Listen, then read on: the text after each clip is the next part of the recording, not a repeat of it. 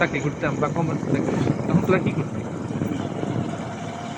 তোর কি আমার চাকরি হয়েছে? আমি তো আবার তো তখন তো কইতে বলো যে হ্যাঁ টাকা নাই পয়সা নাই এই নাই সেই নাই সব সুবিধা স্যার। হ্যাঁ, তখন আরো বেশি সমস্যা।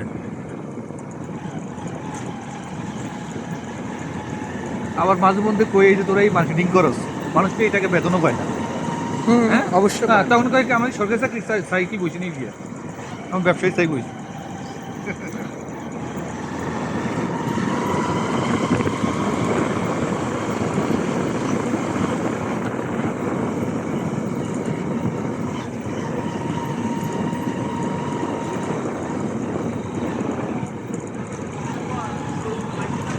মানে ঘুষ দিয়ে না এটা সেটা করতে পারি না।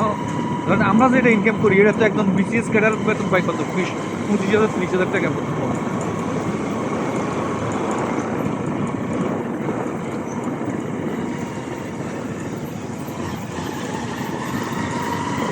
বিদেশ যায় তো মন চাচ্ছে না, 20,000 30,000 বেশি পারে না।